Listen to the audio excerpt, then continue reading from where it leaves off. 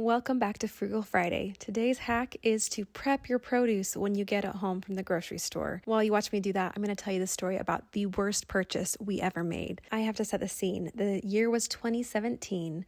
I was working as a part-time labor and delivery nurse. My husband was unemployed, working on his home inspection business that he was going to start. He found a truck listed for sale that he was pretty excited about. It was 4 hours away, so we packed up our baby in the car and drove 4 hours to go check this vehicle out. The seller was saying how so many people were messaging him and he was holding it for us because he knew we were coming.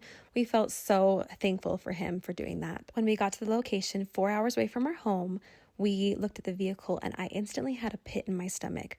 But my husband was really excited about it, and he is the car guy, and he knows vehicles, so I was going to do whatever he said. If he was happy with the purchase, we'd move forward with it. We ended up buying it, and that is when the issues began. He did not even make the 4-hour drive home without having to stop and fix something.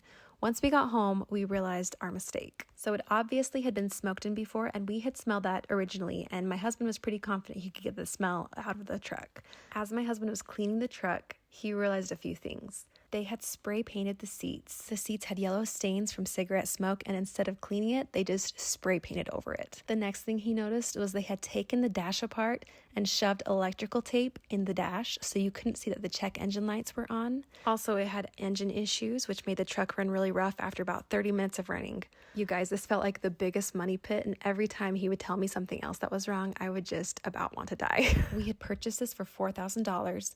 My husband cleaned, listed it with full transparency, noting everything that was wrong with it. Someone ended up buying it for their construction business. I was ready to pay somebody to take it off our hands. It was that bad. We had it for maybe 3 months, and we lost $2,000 on it. All this to say, when you're listing something for sale, just be honest. Don't be hiding stuff, and don't spray paint those seats. If you get somewhere and you're going to make a purchase and you have a pit in your stomach, maybe take that as a sign to not purchase the thing. It all worked out in the end, and it was a good, hard lesson to learn. But now we can laugh about the spray-painted seats, and every time we've gone to look at vehicles since then, I just tell my husband, just make sure it doesn't have spray-painted seats.